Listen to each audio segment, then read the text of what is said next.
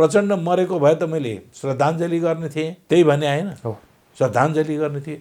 हामीले कतै केपी ओली मरेको भए श्रद्धाञ्जली गर्थ्यौँ भन्यो कसैले? उहाँको स्वास्थ्यप्रति चिन्ता जाहेर गऱ्यौँ बरु। त मदन भण्डारीको हत्याको सन्दर्भको छानबिन समितिको संयोजक उहाँ नै हुनुहुन्थ्यो नि त। मदन भण्डारीको हत्या खै त आजसम्म छानबिनको परिणाम निकालेको? उहाँ पटक पटक प्रधानमन्त्री हुनुभयो, पटक पटक गृहमन्त्री हुनुभयो। गृहमन्त्री भए अनुसन्धान गर्नु पर्थ्यो, प्रधानमन्त्री भए नीति दिनु पर्थ्यो, खोइ त उहाँले निकाले। वामदेव गौतम र उहाँहरूको बिचको चाहिँ नि पार्टी विभाजन पछाडि जुहारी चल्दाखेरि वामदेव गौतमले मदन भण्डारीको हत्या र केपी ओली हो भनेर आरोप लाउनु भएको थियो। नेपालको सबभन्दा भ्रष्टाचारी वामदेव हो भनेर टुटी खेलमा उहाँले बोल्या हो नि त।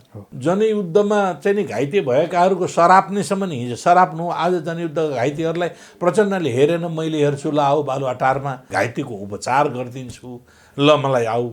तिमीहरूलाई प्रचण्डले हेरेन भनेर उहाँ फेरि के गर्न थाल्नु भएको छ भने धाप लगाउन थाल्नु। उहाँ किन पशुपति पुग्नुहुन्छ, किन रामको कुरा गर्नुहुन्छ? अहिले उहाँ मार्क्सवादी होइन, यस कारणले मार्क्सवादी होइन। मैले त चुनाव गराउनु परेको छ, मैले त भोट ल्याउनु पर्ने छ। नेपालमा हिन्दू धेरै छन्, त्यस कारणले हिन्दूको भोट ल्याउनका निम्ति उहाँ धार्मिक साम्प्रदायिकतामा अगाडि बढ्न थाल्नु। उहाँ धार्मिक आडमा राजनीति गर्न खोज्दै हुनुहुन्छ। कुलमानलाई पुनः नियुक्ति दिनुपर्छ भन्ने स्वस्फूर्त जनमत सडकमा उत्रिँदाखेरि लाठीचार्ज गरेर रक्तमुछेल गरियो। यो संविधान खारेज गर्नुपर्छ, राजा हो देश बचाऊ, संहिता खारेज गर्नुपर्छ, धर्मनिरपेक्षता खारेज गर्नुपर्छ भन्ने नारा लगाउनेहरूलाई यही सरकारले अगाडि पछाडि सुरक्षा लगाएर जुलुस लगाउनु दिएको थियो। के हो त कनेक्सन, के हो त उहाँहरूको बिचको? मलाई तपाईँहरूले धेरै कुरा गर्नुहुन्छ भने म यो कुर्सी नै भाँचिदिन्छु भन्नुहुन्थ्यो। कुर्सी भाँच्ने भने के रहेछ भने यो संविधान सिद्ध्याउने, सिस्टम भत्काउने। मानवाधिकारवादीको सपोर्ट भएन, पत्रकारको पनि भएन, न्यायकर्मीहरूको पनि भएन, कसैको पनि समर्थन नभइसकेपछि उहाँहरू तर्साउनका निम्ति फाइल उल्टाउनु खोज्दै हुनुहुन्छ। त्यही मुसाले काटेर फाइल खोजेर अनि चाहिँ पार्टीलाई तर्साउनु खोज्ने, त्यतिको तर्सिहाल्छन् पार्टीका नेताहरू। एमसिसी भन्ने कुरा टोबारलाई केही पनि थाहा छैन, केही थाहै छैन उनलाई। अज्ञानताको अभिव्यक्ति हो उनको। खड्गप्रसाद ओलीको मन्त्रीमण्डलमा पुग्नुभयो, गैर मार्क्सवादी खेमामा पुगेर, जसको सम्बन्ध गैर मार्क्सवादी खेमा भनेको त पुँजीवादी हुनु हो या सामन्तवादी हुनु हो। अनि सामन्तवादको प्रशंसा गर्नका निम्ति उहाँले खरानी घस्न थाल्नु भएको छ। हिजो हुँदाखेरि एमसिसी बारेमा नबोल्ने, अहिले एमसिसी ठिक छ भनेर देशको निम्ति हित छ, म त ल्याउनुहोस् न, बहस गराउनुहोस् न। उहाँले कम्युनिस्ट पार्टीको चाहिँ नि तिलाञ्जली दिएर उहाँ पुँजीवादी राजनीतिक लिबरल उदार पुँजीवादी अर्थव्यवस्थाको हिमायती बन्नुभयो। संसद विघटन गरेको विरुद्धमा अदालतमा बहस भइरहेको छ। उहाँ के भन्नुहुन्छ? तमासा, अदालतमा तमासा भइरहेको छ भन्नुहुन्छ। अदालत भनेको नौटङ्गी नचाउने थलो हो र? वकिलहरूलाई के भुइँफुट्टा के भन्नुहुन्छ, पार्टी केन्द्रीय कमिटीलाई चाहिँ सडक छापहरू भन्नुहुन्छ, स्थायी समितिकालाई हुल्लडबाज भन्नुहुन्छ। एकजना वरिष्ठ भन्दा पनि वरिष्ठतम वकिल जसको लाइसेन्स नम्बर नै 1 नम्बर छ, कृष्णप्रसाद भण्डारी, 94 वर्षको हुन्छ, उहाँलाई सम्मान गर्न आउँदैन। बुढो वकिललाई लगेर चाहिँ नि तमासा देखाए, बाजे वकिललाई लगेर तमासा देखाए, उहाँलाई कसैलाई सम्मान गर्न आउँदैन। देशको त कानुन मान्दैन भन्नुहुन्छ, उहाँले पार्टीको विधान कहाँ मान्नुहुन्छ त? पार्टीलाई बाइपास गर्नुहुन्छ, संविधान मान्दैन भन्नुहुन्छ, देशको शासन व्यवस्थालाई बाइपास गरेर निरङ्कुश भन्न खोज्दै हुन्छ। यो सम्भव छैन। 32 अरबको ठेक्का, रेल यता पनि छैन, उता पनि छैन, मुआवजा पनि दिएको छैन, ठेक्कापट्टा 32 अरबको ठेक्कापट्टा अंशमण्ड गरेर ठेक्कापट्टा भएको छ। अहिले राजावादीहरूले खड्गप्रसाद ओलीको समर्थन गरिरहेका छन्, खुलेर गरेका छन्। जब निर्वाचन आयोगले 441लाई नै वैधानिक केन्द्रीय कमिटी हो भनिसकेपछि 441 को बहुमतले गरेको निर्णय नै पार्टीको निर्णय हुन्छ भन्ने कुरा किन भन्न सकेन? निर्वाचन आयोगले दलहरू बीचको विवाद मैले मिलाउन सकिन वा यसबारे निरूपण गर्न सकिन भन्ने निर्णय गर्न मिल्दैन। त्यसले हामी 2/3 भएकोले हामीले पार्टी फुटायौँ भनेर निर्वाचनमा जाने कुरो त आउँदैन नि। दुवै अध्यक्षको मध्ये एउटा अध्यक्ष मर्यो, के गर्ने? बैठक अर्को अध्यक्षले बोलाउन नसक्ने। निर्वाचन आयोगले यो कन्डिसन, यो सम्भाव्यतालाई त्यसलाई चाहिँ नजरअन्दाज गर्यो। त्यसकारण निर्वाचन आयोगले आफ्नो कर्तव्य पूरा गरेका छैन। को अध्यक्ष, को महासचिव आयो कि आएन भनेर हेरिन्न। त्यहाँ के हुन्छ, कोरम पुग्यो कि पुगेन भनेर हेरिन्छ। अध्यक्ष महासचिव टक्लकै हुन् हैन, 441 मध्ये 439 जना अर्कोतिर भयो भने अनि त्यो 2 जनाको चाहिँ वैधानिकता हुन्छ? 100 जना पनि नपुगेकोले बैठक बस्न मिल्छ कि मिल्दैन त भन्दाखेरि मिल्दैन। यदि उहाँले त्यो सत्य कुरा बोल्नु भएको, त्यही कुरा बोल्नु भएको हो भने गणतन्त्रको निम्तिको लडाई, समाजवाद निम्तिको लडाई, साम्यवाद निम्तिको लडाई त्यो फेक रहेछ, राजतन्त्रलाई पुनर्स्थापित गर्ने सोच रहेछ भनेर बुझ्नु पर्यो। म संहिताको विरोधी हो, तात्कालिक नेकपा माओवादीले भनेका कारणले मात्रै मैले समर्थन गरेको हो भनेर भन्नुभयो।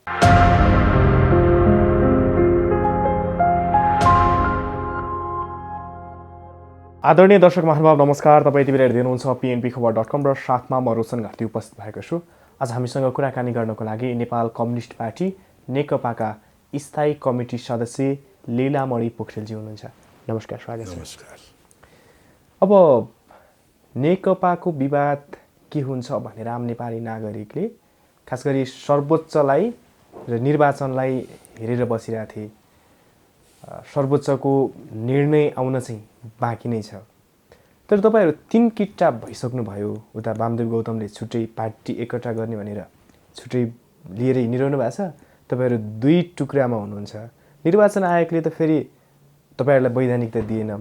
एउटै पार्टी अहिले फुट्न सक्ने सम्भावना नरहेको भनेर निर्वाचन आयोगले निष्कर्ष निकाल्यो। अब कसरी अगाडि बढ्छ त पार्टी? म के भन्छु भने निर्वाचन आयोगको यो निर्णय अन्तिम निर्णय होइन, अन्तरिम निर्णय हो भन्नेमा छु। हजुर, है, अन्तिम होइन अन्तरिम हो। उसले के भन्यो त भन्नु भन्दाखेरि उसले पहिलो कुरो 441 नै केन्द्रीय समिति हो। हजुर, निर्वाचन आयोगमा पार्टी दर्ता गर्दाका बखतको केन्द्रीय समिति नै हाम्रो वैधानिक केन्द्रीय समिति हो भनेर भन्यो, जुन कुरा हामीले पनि भनेका थियौँ होइन। अब बाँकी कुराहरूको हकमा उसले के चाहिँ भनेन। निर्वाचन आयोग पनि कतै अब सरकारको रापतापमा पर्या हुन सक्दछ, दबाब होला होइन। पटक पटक सरकारका चाहिँ नि अधिकारीहरूले बोलाउने, दबाब दिने गरे भन्ने सञ्चार माध्यममै आएका कुराहरू छन् होइन। त्यस कारणले त्यो मनोवैज्ञानिक रूपले निर्वाचन आयोग कुन तहमा छ म भन्न सक्दिनँ। यो अन्तरिम हो। अन्तरिम किन हो भन्दाखेरि जब निर्वाचन आयोगले 441 नै वैधानिक केन्द्रीय कमिटी हो भनिसकेपछि 441 को बहुमतले गरेको निर्णय नै पार्टीको निर्णय हुन्छ भन्ने कुरा किन भन्न सकेन? प्रश्न त्यहाँनिर छ है। उसले भन्ला हामीलाई चाहिँ नि दाबी गर्न दल सम्बन्धी ऐनको 44 अन्तर्गत दाबी गर्न कसैले आएन। हामीले त हामीसँग बहुमत यथेष्ट मात्रामा छ होइन। हामी नै 441 मध्येको लगभग 66% भन्दा बढ्ता चाहिँ नि हामीसँगै छन्। तिमीलाई आवश्यक पर्छ भने शनाखत गर्नका निम्ति टाउको पनि उभ्याउन तयार छौँ है भनेर हामीले भनिसक्यौँ। त्यो भनिसकेपछि निर्वाचन आयोगले उसले निरूपण गर्ने कुराहरू त जब यो कुराहरूलाई पनि त हेर्न सक्नु पर्दथ्यो। निर्वाचन आयोगका 2टा काम हुन्। एउटा निर्वाचन प्रयोजनको निम्ति दलहरू दर्ता गर्ने र दलहरूमा विवाद देखियो भने विवाद निरूपण गर्ने एउटा काम, अर्को निर्वाचन सम्पन्न गर्ने काम। 2टा काम हुन्। अब यसले निर्वाचन आयोगले दलहरू बीचको विवाद मैले मिलाउन सकिनँ वा यसबारे निरूपण गर्न सकिनँ भन्ने निर्णय गर्न मिल्दैन। त्यसले मैले सकिनँ भन्ने निर्णय गर्न पाइँदैन।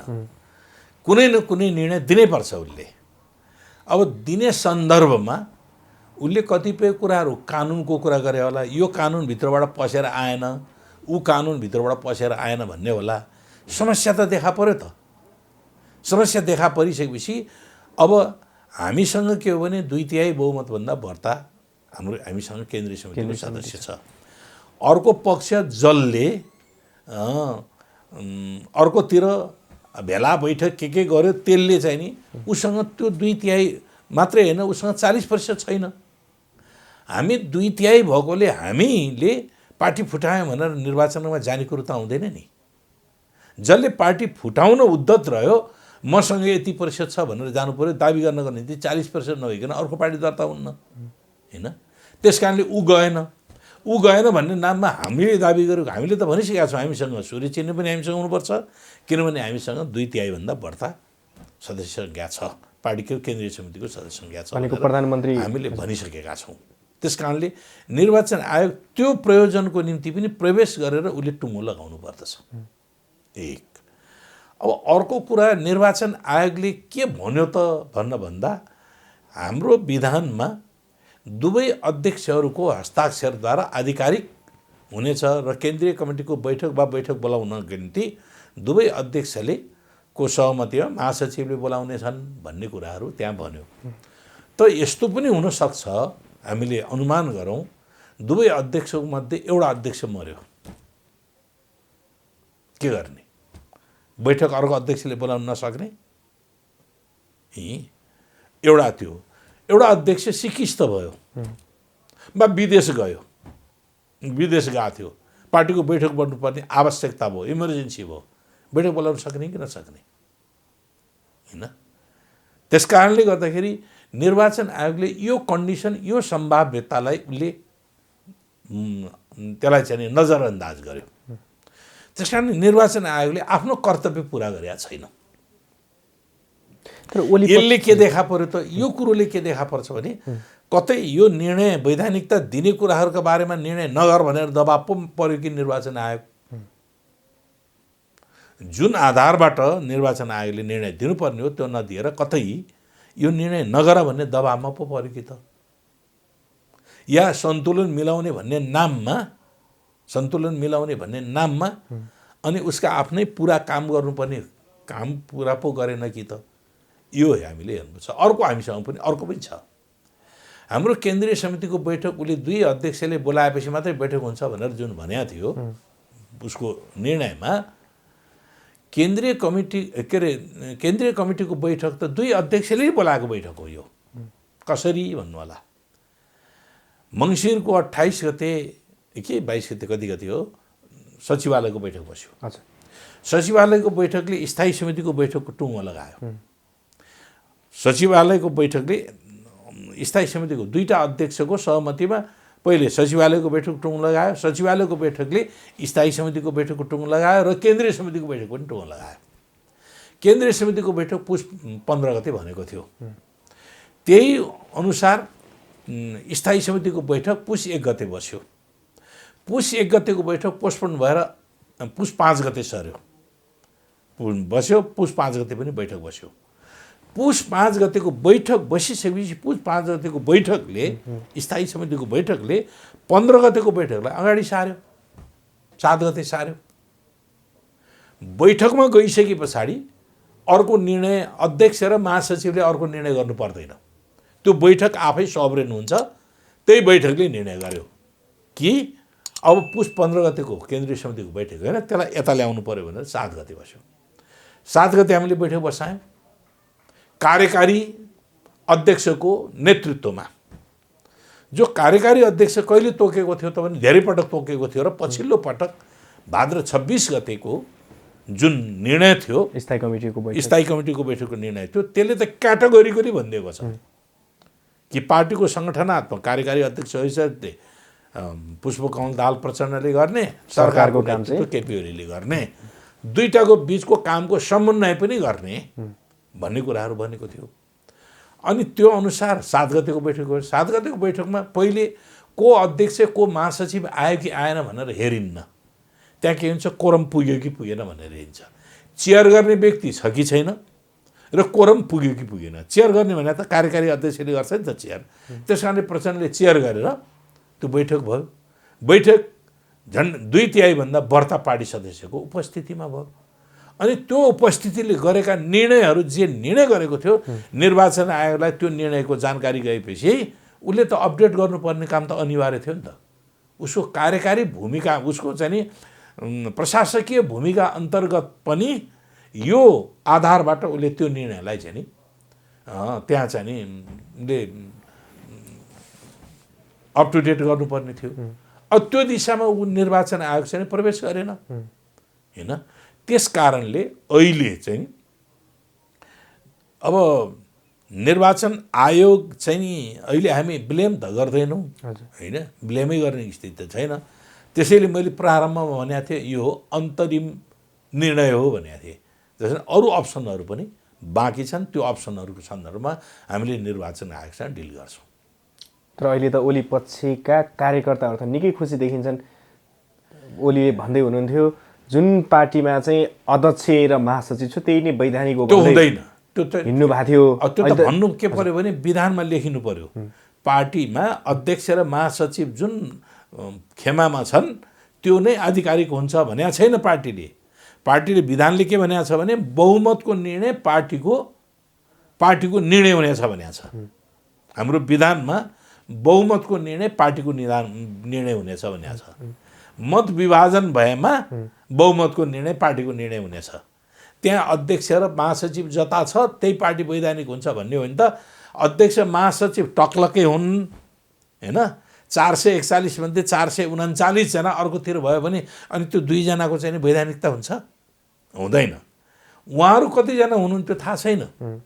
अब सुनिन्छ 100 जना पनि पुगेको थिएन उहाँहरूको पक्षमा। केन्द्रीय समितिका सदस्यहरू बालुवाटारको भेटघाटमा जानुभएको चाहिँ नि त्यो थिएन भन्ने सुनिन्छ। अब 100 जना पनि नपुगेकोले बैठक बस्न मिल्छ कि मिल्दैन त भन्दाखेरि मिल्दैन। किन कोरम नभइकन बैठक अगाडि बढ्दैन। 1500 पुर्याउनु भयो नि त केन्द्रीय समिति त। हो अब 1500 पुर्याउनु त हाम्रो विधानमा छँदै छैन। हाम्रो विधानमा त 2/3 बहुमतले निर्णय गरेमा 10% मात्रै थप्न सकिने व्यवस्था छ। उहाँले के गरिदिनु भयो? एक्लैले खड्गप्रसाद ओलीजीले एक्लैले विधान संशोधन गरिदिनु भयो।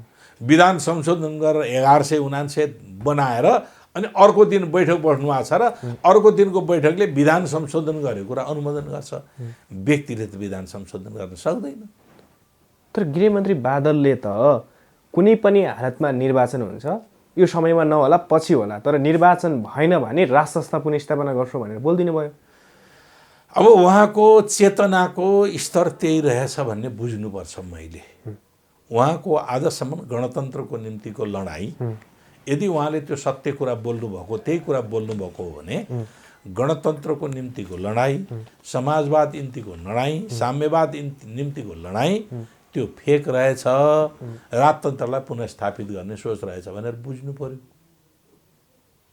हामीले बुझ्ने त उहाँले जे अभिव्यक्ति गर्नुहुन्छ त्यही बुझ्ने हो नि। हामीले त त्यो बुझेका थिएनौँ हिजो।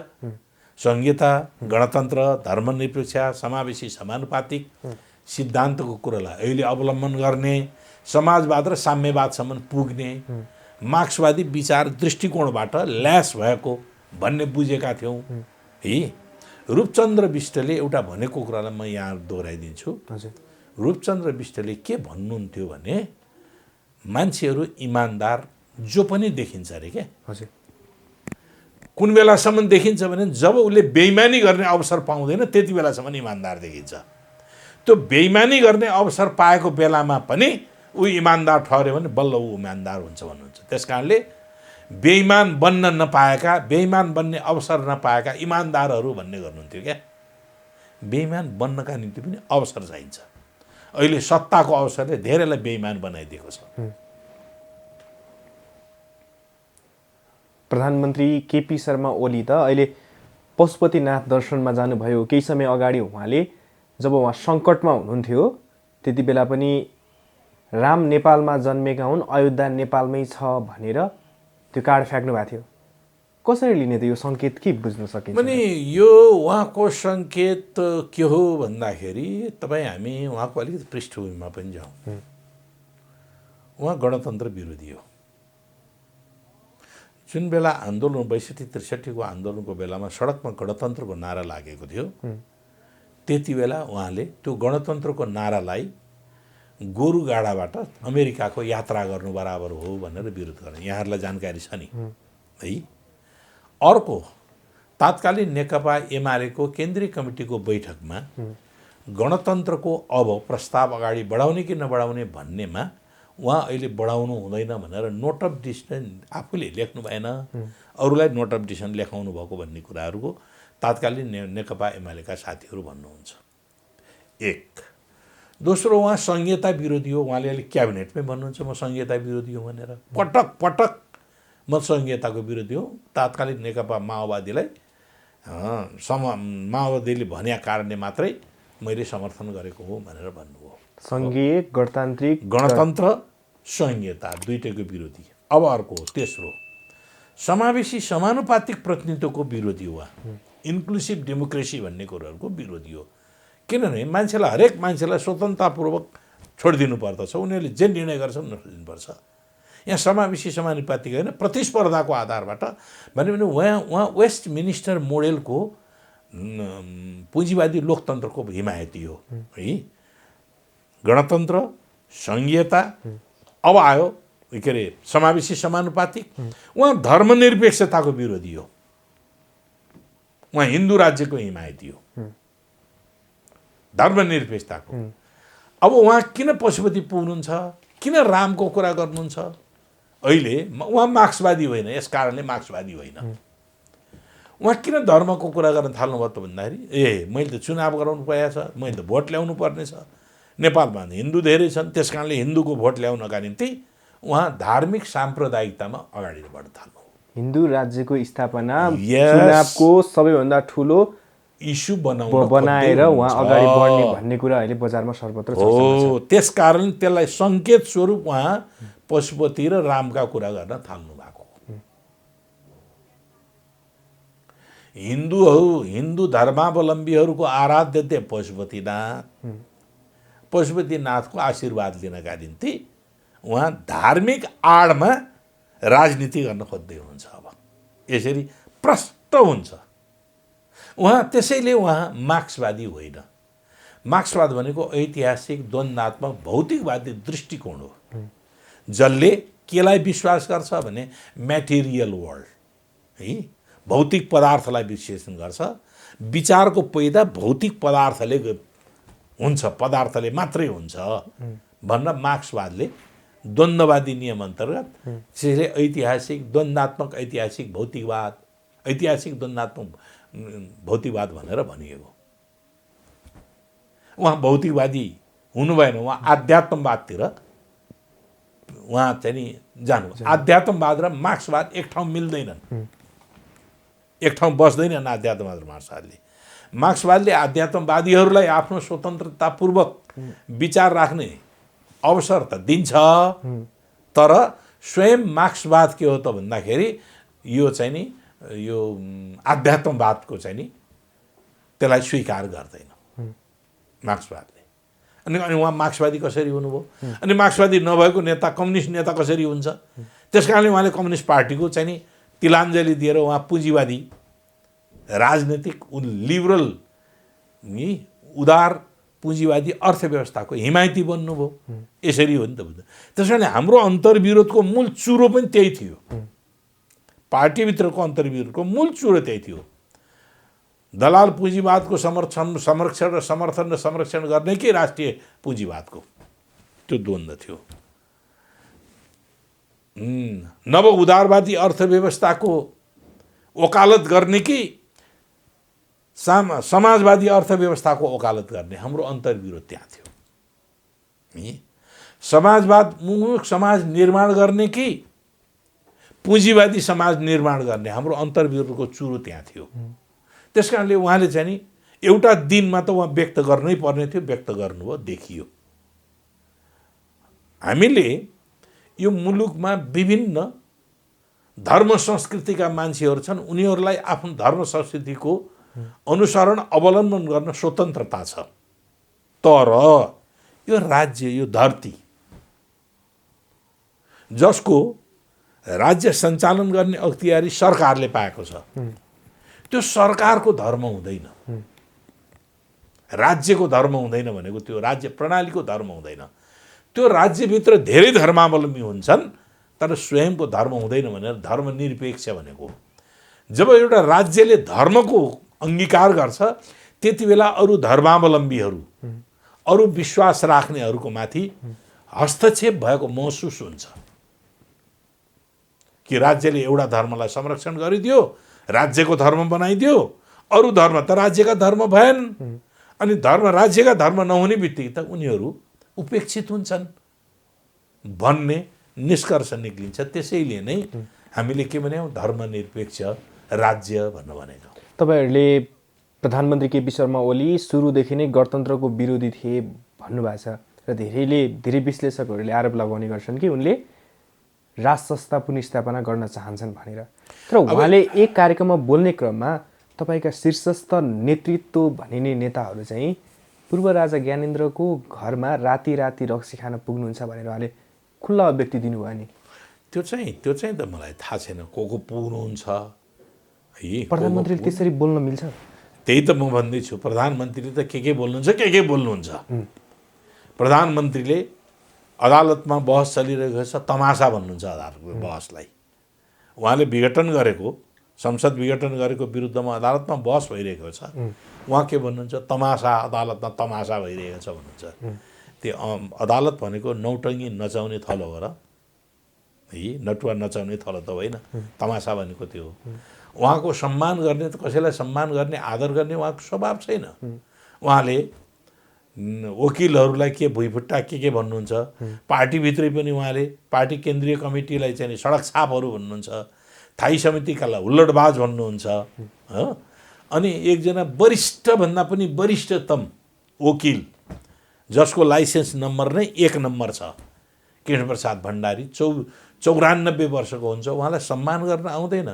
एउटा बुढो वकिललाई लगेर उसमा चाहिँ तमासा देखाए, अदालतमा तमासा देखाइरहेछ। बुढो वकिललाई लगेर चाहिँ नि तमासा देखाए, बाजे वकिललाई लगेर तमासा देखाए भन्नुहुन्छ। उहाँलाई कसैलाई सम्मान गर्न आउँदैन। सम्मान गर्न नआउने भनेको के हो भने अहङ्कारवाद हो, जो व्यक्तिवादको रूपमा, व्यवहारमा व्यक्तिवाद भन्ने जो प्रश्न हो, व्यक्तिवाद भन्ने जो चिन्तन हो, त्यो व्यवहारमा के देखिन्छ भने अहङ्कारवादमा देखिन्छ, स्वेच्छाचारितावादमा देखिन्छ। उहाँ त्यही स्वेच्छाचारी हो। त्यस कारणले उहाँले कसलाई के भन्नुहुन्छ, कसलाई के भन्नुहुन्छ देख्नु भएन।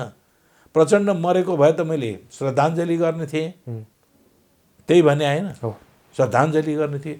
हामीले कतै केपी ओली मरेको भए श्रद्धाञ्जली गर्थ्यौँ भन्यो कसैले भन्यो। उहाँको स्वास्थ्यप्रति चिन्ता जाहेर गऱ्यौँ बरु, कसैले भनेन नि। त्यो दुर्वाच्य त कसैले बोलेन नि। उहाँ त्यो दुर्वाच्य बोल्नका निम्ति उहाँ चाहिँ बहुत माहिर हुनुहुन्छ।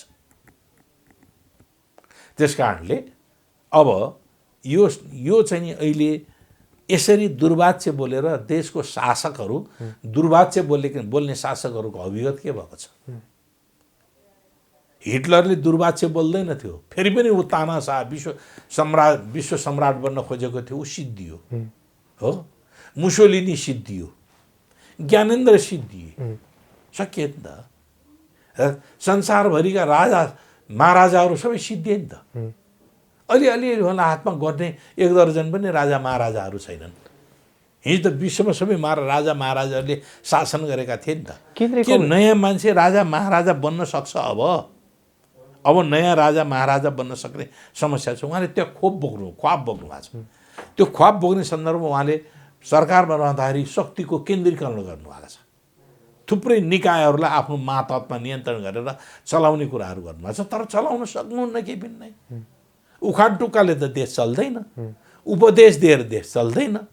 योजनामा चल्छ देश, देशको कार्यक्रममा चल्छ देश, नीतिमा चल्छ देश, कानुनमा चल्छ देश, संविधानमा चल्छ देश।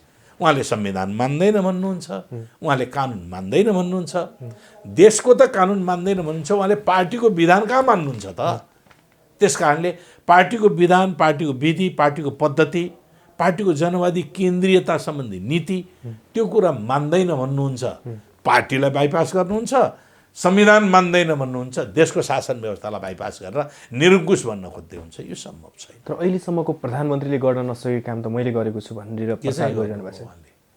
धरहरा बनायो भन्नुभएको छ, रानी पोखरीदेखि लिएर। त्यो त स्वाभाविक हो। अर्को कुनै प्रधानमन्त्री आएको भए पनि भूकम्पले भत्केको धरहरा पनि बनाउँथ्यो, रानी पोखरी पनि बनाउँथ्यो। अर्को कुनै सरकार आएको भए पनि उहाँलाई त त्यो अपर्च्युनिटी के हो भने उहाँलाई त विशाद अपर्च्युनिटी थियो। यत्रो ठुलो पार्टी, संसदमा 2/3 बहुमत, कानुन बनाउनको निम्ति कुनै पनि समस्या थिएन, होइन, कार्ययोजना लागू गर्न कुनै पनि समस्या थिएन। पार्टीभित्रबाट तपाईँले काम गर्न नदिएको भनेर त भनिरहनु भएको छ। फेरि के चाहिँ काम गर्न नदिएको बताइदिनुहोस् त एकपटक। पार्टीले कहीँ रोक्यो उहाँलाई? संसदले कहीँ रोक्यो उहाँलाई? केही पनि रोकेन। संसदले एउटै चिज, त्यो पनि संसदभित्र प्रवेश गरेको छैन। त्यो राष्ट्रिय हित विरुद्धमा छ भनेर एमसिसीसँग गरिएको सम्झौता संसदमा दर्ता भएर त्यो संसदको चाहिँ छलफलमा गएको छैन। किनभने त्यो दूरगामी नेपाललाई प्रभाव पार्ने भएको कारणले त्यसमा एउटा निष्कर्षमा नपुगिकन सम्भव हुन्न। नेपाललाई हित गर्दैन, दूरगामी असर गर्छ, हाम्रो संविधानलाई सुपरसिड गर्छ, हाम्रो संविधान र कानुनलाई त्यसले अधीनस्थ गर्छ। त्यस्तो सम्झौताले हामीलाई नै हाम्रा सार्वभौम जनताले बनाएको संविधानलाई जब चाहिँ नि त्यसले नल एन्ड भोइड गर्छ भने त्यस्तो सम्झौता हामीले किन? त्यो मात्रै भएन, त्यो सम्झौता सँगसँगै पछाडि के आछ भने आइपिएस, इन्डो पेसिफिक स्ट्रेटेजी, हिन्द प्रशान्त रणनीति, जुन कुरो अमेरिकाको सुरक्षा रणनीतिलाई मध्यनजर गरेर बनेको त्यो पोलिसी हो। त्यो पोलिसीको मातहतमा आएको छ। त्यो पोलिसीले ग्लोबल्ली भूमण्डलीकृत रूपमा के गर्ने गरेको छ त भन्दाखेरि एमसिसी मार्फत सम्झौता भइसकेपछि त्यस पछाडि सँगसँगै सैन्य सुरक्षा रणनीति पनि त्यससँग सामेल भएको छ। हाम्रो संविधानले दिँदैन सैन्य सुरक्षा रणनीति अन्तर्गत अन्तर्राष्ट्रिय गठबन्धनमा सामेल हुनुको निम्ति हामीलाई दिँदैन, किनभने हाम्रो पञ्चशीलका आधारमा हामीले अख्तियार गर्ने परराष्ट्र नीति हो, असंलग्न परराष्ट्र नीति हो। तर टोपबहादुर रायमाझी त ऊर्जा मन्त्री बनेको पहिलो भाषणमा चाहिँ उहाँले भन्नुभयो एमसिसी देशको पक्षमा छ भने। एमसिसी भन्ने कुरा टोपबहादुरलाई केही पनि थाहा छैन, केही थाहै छैन उनलाई। अज्ञानताको अभिव्यक्ति हो उनको। देशको पक्षमा छैन एमसिसी है, देशको पक्षमा छँदै छैन। टोपबहादुरजीको अज्ञानताको अभिव्यक्ति हो। उहाँले चाहिँ नि खरानी घस्दै हुनुहुन्छ, किनभने खड्गप्रसाद ओलीको मन्त्रीमण्डलमा पुग्नुभयो र त्यो उसमा चाहिँ नि गैर मार्क्सवादी खेमामा पुगेर जसको सम्बन्ध गैर मार्क्सवादी खेमा भनेको त पुँजीवादी हुनु हो या सामन्तवादी हुनु हो। अनि सामन्तवादको प्रशंसा गर्नका निम्ति उहाँले खरानी घस्न थाल्नु भएको छ। अनि एमसिसी हिजो हुँदाखेरि एमसिसी बारेमा नबोल्ने, अहिले एमसिसी ठिक छ भनेर देशको निम्ति हित छ, म त ल्याउनुहोस् न, बहस गराउनुहोस् न, म त च्यालेन्ज गर्छु। कसले चाहिँ नि देशको हितमा छ भनेर भन्छ, म च्यालेन्ज गर्छु। तर तपाईँहरूसँग केन्द्रीय कमिटीमा प्रशस्त बहुमत भए पनि तर जनाधार भन्ने तपाईँहरूको निकै कमजोर छ भनेर भनिरहनु एकदम गलत कुराहरू। देशभरिबाट जम्मा 8-10 हजार मात्रै मान्छे जम्मा गर्न सक्नुभयो अस्ति 9 गतिको कार्यक्रममा भनेर प्रधानमन्त्री केपी शर्मा ओलीले भन्नुभएको छ। तपाईँ केपीको भनाइलाई मात्रै मान्नुहुन्छ भने तपाईँ केपीकै प्रशंसा गरिदिनुहोस् न त। केपीले सत्य बोल्नुहुन्छ? केपीले कति झुट बोल्नु भएको छ बताउनुहोस् त। केपीको रेल आइपुग्यो, केपीको पानी जहाज आइपुग्यो, केपीको ग्यास घर घरमा पाइपलाइन आइपुग्यो है। अनि केपीको चाहिँ नि उसबाट भएको 70 करोडको के हो घोटाला, के हो वाइड बडी, के हो 32 अरबको ठेक्का, रेल यता पनि छैन उता पनि छैन, मुआवजा पनि दिएको छैन, ठेक्कापट्टा 32 अरबको ठेक्कापट्टा अंशमण्ड गरेर ठेक्कापट्टा भएको छ। यो कति चिजहरू छन् उहाँले झुट बोलेका। त्यस कारणले गर्दाखेरि झुट बोलेको उहाँले हेर्नु भने तपाईँ त पत्रकार हो, तपाईँ त पनि जानुभयो होला कि 8-10 हजार थिए जम्मा, 8-10 हजार थिए है। त्यो बुझ्नु पऱ्यो नि। उहाँले त एउटा ब्याङ्केटमा के अरे पार्टी प्यालेसमा खै हामीभन्दा हाम्रो 200-300 कति भेला भएको थिए, त्यसमा यहाँभन्दा अलिकति धेरै रहेछन्। 200-300 को अलिकति धेरै भनेको 400-500, अनि त्यो 400-500 को चाहिँ नि उपस्थिति थियो त्यहाँ। त्यसो भए तपाईँहरूसँग प्रशस्त बहुमत छ, तल जनाधार पनि तपाईँहरूको एकदमै प्रशस्त जनाधार छ।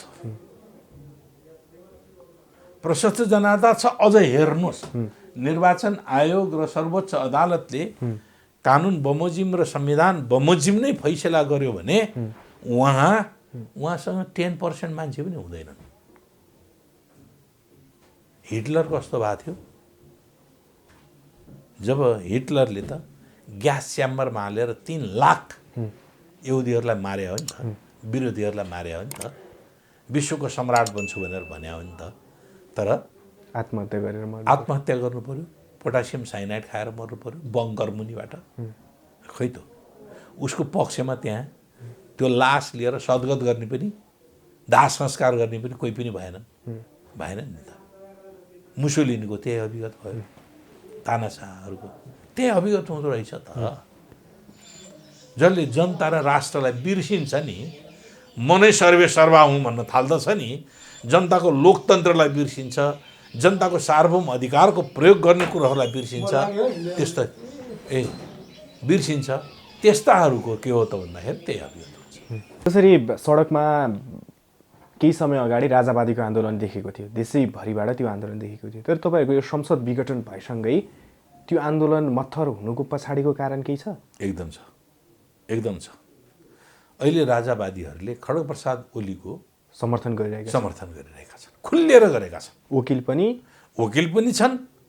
राजावादी आन्दोलन, राजावादी राजनीतिज्ञ भन्छन् नि है, कमल थापाजीहरू, दीर्घराज परसाई टाइपका, हिजोका राजावादी अझ दीर्घराज परसाई है, सबै राजावादीहरू सबै प्राय के छन् त भन्दाखेरि खड्गप्रसाद ओलीको साथ दिइरहेका छन्। देखिहाल्नुभयो नि तपाईँले, कमल थापाले विघटन गरेको समर्थन गर्थे, दीर्घ प्रसादले नेपालको इतिहासमा खड्गप्रसादले गरेको सबभन्दा राम्रो काम यही हो भने नि त। अरू पनि थुप्रै राजावादीहरूले साथ समर्थन दिएका छन्। हामी संसद विघटन भयो, जनताको सार्वभौम थलो 5 वर्षको निम्ति निर्माण भएको थलो हो त्यो। प्रधानमन्त्रीलाई त्यो विघटन गर्ने अधिकार छैन। हिजोको संविधान सभामा संविधान बनाउने संविधान सभाको अध्यक्षले पनि यो विघटन हुँदैन भनेका छन्, मिल्दैन भनेका छन्। हिजो प्रधानमन्त्रीहरूले स्वेच्छाचारी ढङ्गले आफ्नो स्वार्थका निम्ति संसदको दुरुपयोग गरे, विघटनको अधिकारलाई दुरुपयोग गरे भन्ने भनेका छन्। स्वयं खड्गप्रसाद ओलीले हिजो यो संसद विघटन हुँदैन, सधैँभरि 5 वर्ष चल्छ भनेर भनेका बोलेका कुराहरू अहिले भाइरल भइरहेका छन् है। त्यो स्थितिमा राजावादीहरूले के गरेका छन् भने खड्गप्रसाद ओलीको चाहिँ नि कदमलाई समर्थन गरेका छन्। अब भने उहाँको कनेक्सन कहाँको त?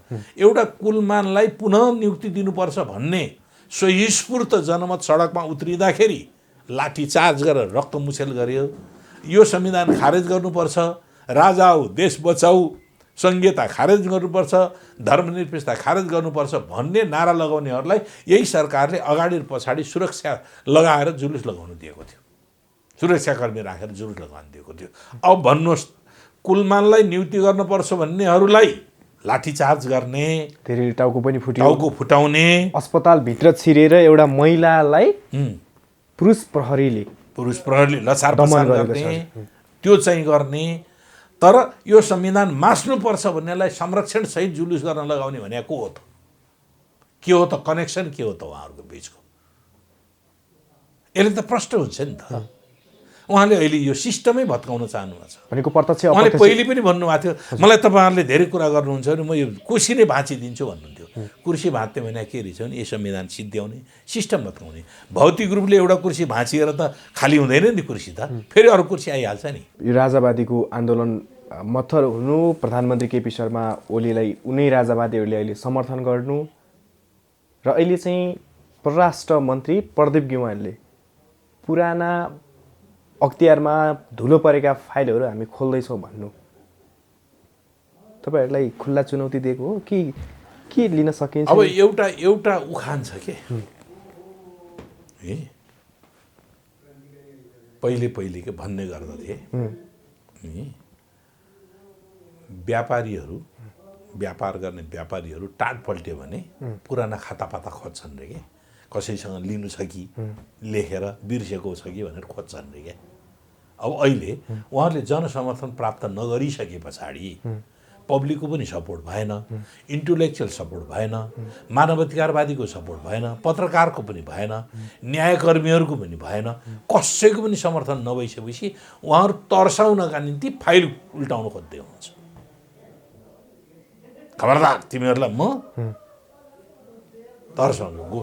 हिजो राजाका पालामा कार्की भन्ने थिए नि अख्तियार प्रमुख होइन, ती कार्कीले के गर्थे भने त्यसै गरिकन गर्थे। उसले काहीँ केही गरिरहेको छैन, कत्त त्यसको फाइल काहीँ कसैलाई तल आउनु पर्ने, उसको विरोधीहरूलाई केही गर्नु छ भने त्यो फाइल खोज त, नभए फाइल खडा गर त। शाही आयोग खोलेर सम्पूर्ण नेताहरूलाई सक्याउने प्रयास त गरेका हुन् राजाले पनि त्यति समयमा। त्यही मुसाले काटेर फाइल खोजेर अनि चाहिँ पार्टीलाई तर्साउनु खोज्ने, त्यत्तिको तर्सिहाल्छन् पार्टीका नेताहरू, पार्टीहरू तर्सिहाल्छन्।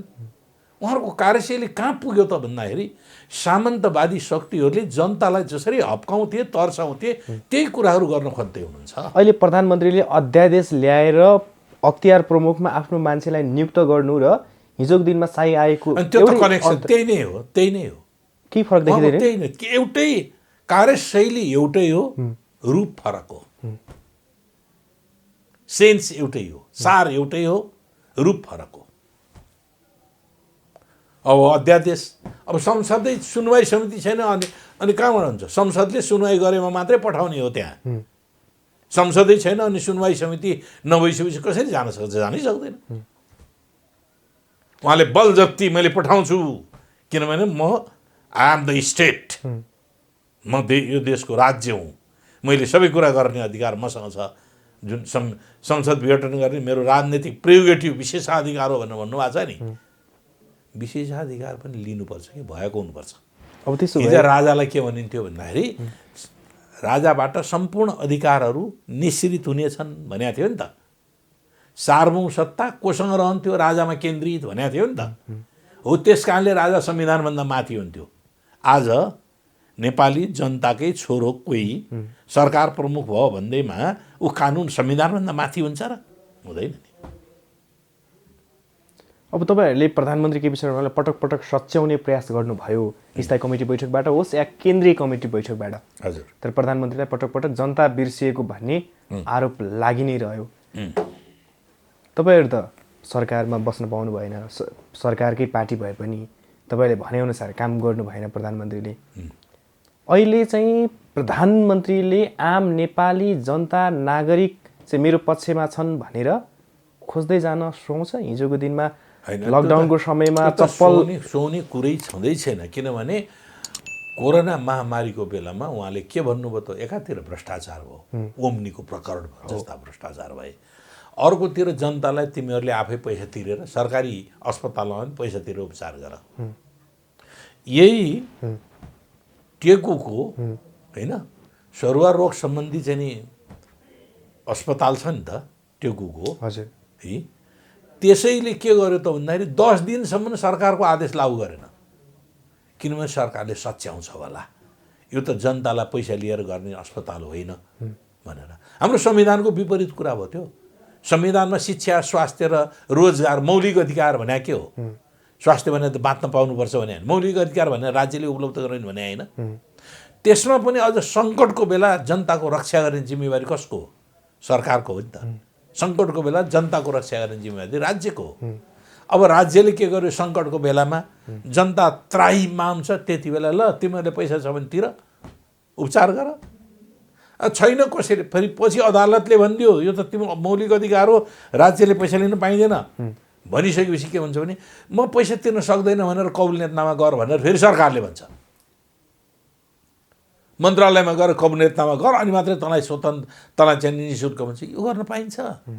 त्यस कारणले राज्य जनताप्रति उत्तरदायी नभएकै कारणले पनि यो पार्टीभित्र अन्तर्विरोधको रूपमा विकास।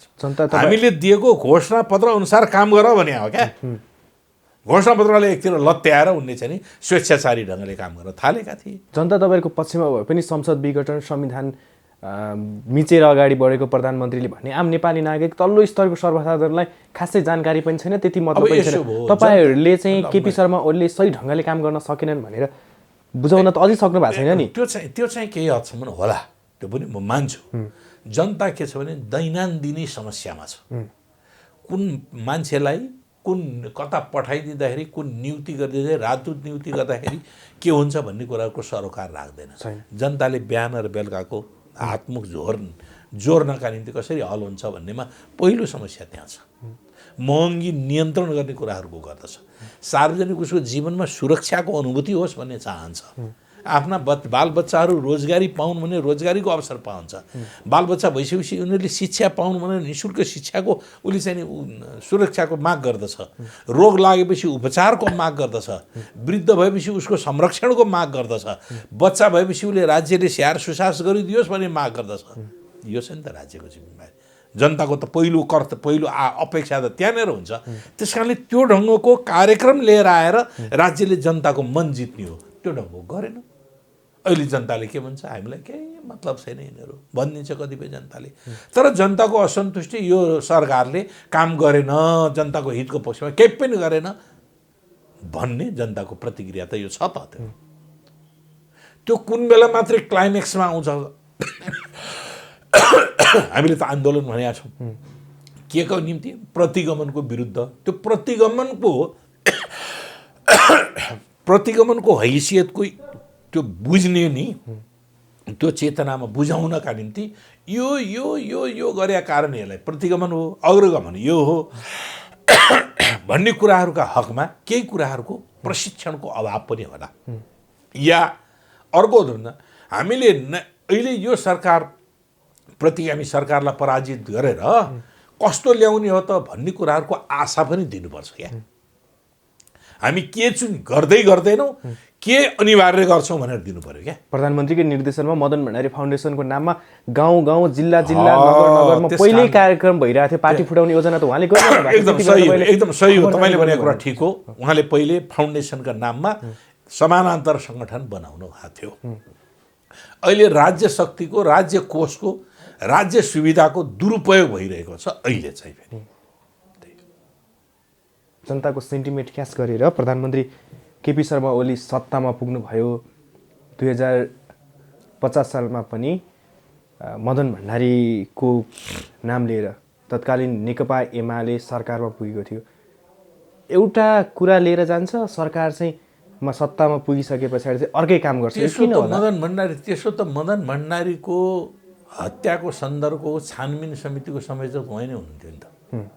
मदन भण्डारीको हत्या खोइ त आजसम्म छानबिनको परिणाम निकालेको। उहाँ पटक पटक प्रधानमन्त्री हुनुभयो, पटक पटक गृहमन्त्री हुनुभयो। त गृहमन्त्री भए अनुसन्धान गर्नु पर्थ्यो, प्रधानमन्त्री भए नीति दिनु पर्दथ्यो। खोइ त उहाँले निकालेको। वामदेव गौतम र उहाँहरूको बिचको चाहिँ नि पार्टी विभाजन पछाडि जुहारी चल्दाखेरि वामदेव गौतमले के अरे मदन भण्डारीको हत्या र केपी ओली हो भनेर आरोप लाउनु भएको थियो।